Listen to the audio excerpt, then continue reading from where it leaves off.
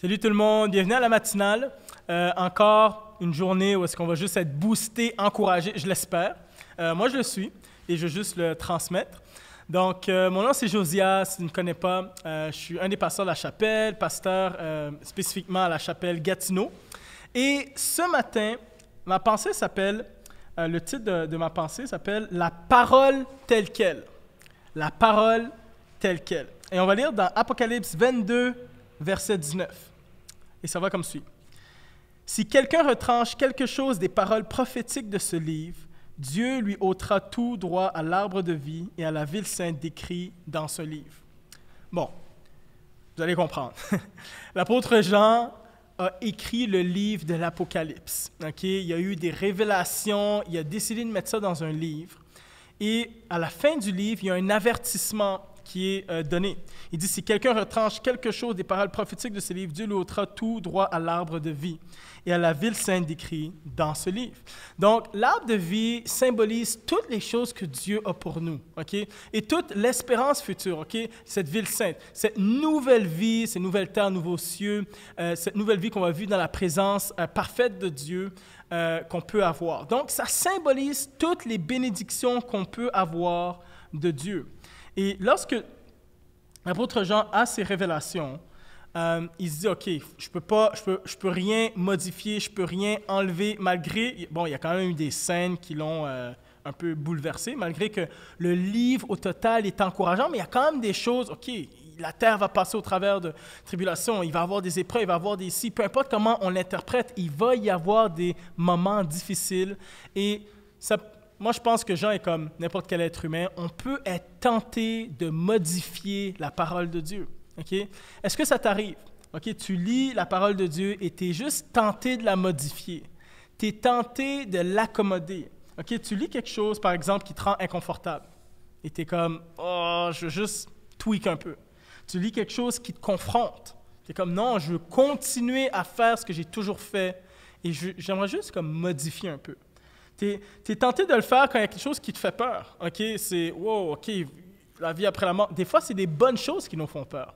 OK? Quand les anges apparaissaient aux personnages de la Bible, ça les faisait peur parce que c'est une nouvelle réalité. C'est une nouvelle idée. Donc, il y a des choses qui te font peur. Des fois, tu peux être tenté de modifier. Des choses, tu n'es juste pas d'accord. Je ne suis pas d'accord. Je ne suis pas d'accord avec ce qui est écrit dans ce livre-là.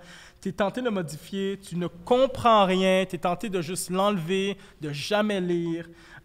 Ou ça va contre tes désirs internes, tu es tenté de le modifier. Mais là, il y a un avertissement ici. Il dit non, non, non, fais pas ça. Tu dois accepter la parole telle qu'elle.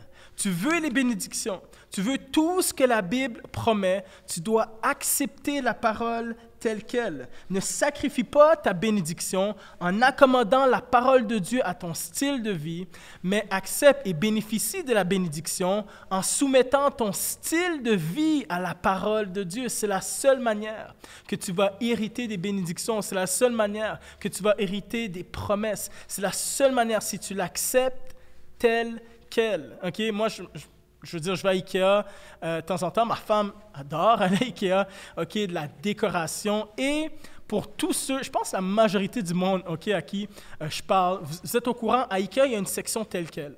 OK? Tu vas là et bon, c'est des meubles qui ont été un peu soit abîmés, retournés, qui ne peuvent pas retourner à l'étage. Et tu ne peux pas modifier, tu ne peux rien faire, tu peux juste le prendre tel quel, c'est cette même notion. La Bible, c'est pareil. Si tu ne prends pas tel quel, il y a des répercussions. De la même façon que si tu l'acceptes, tu peux être béni. De la même façon, si tu ne l'acceptes pas tel quel, il y a des choses qui se passent. Okay? Puis une des illustrations de ça dans la Bible, c'est Adam et Ève. Adam et Ève, on leur a dit, vous pouvez manger de tous les arbres sauf de celui-là. Vous pouvez manger de tous les arbres sauf de celui-là.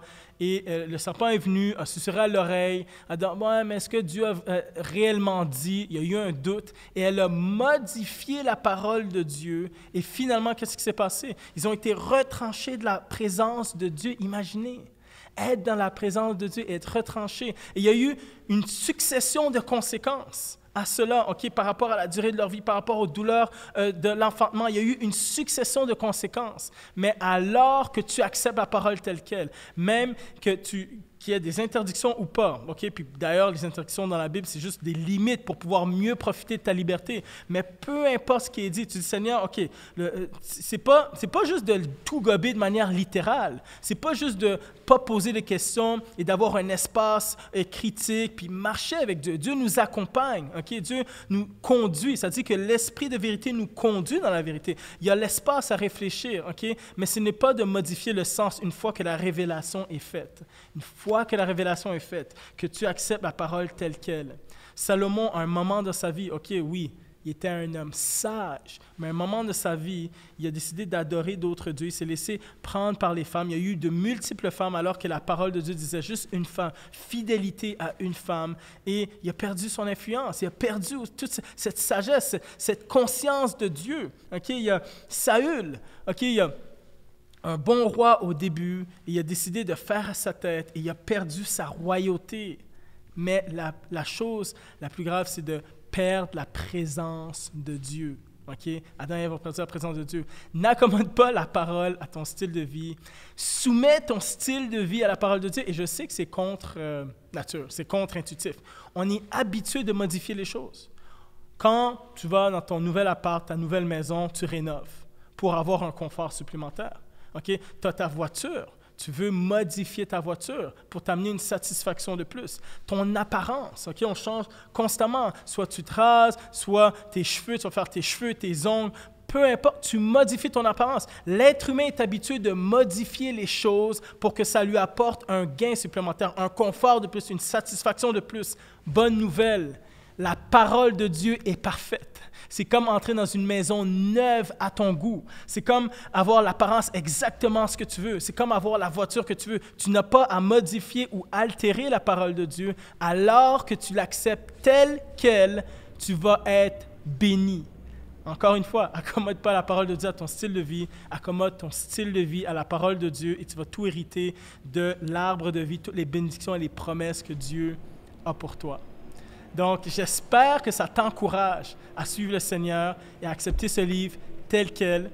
Et on va se revoir une prochaine fois, c'est sûr. Salut, ciao, ciao.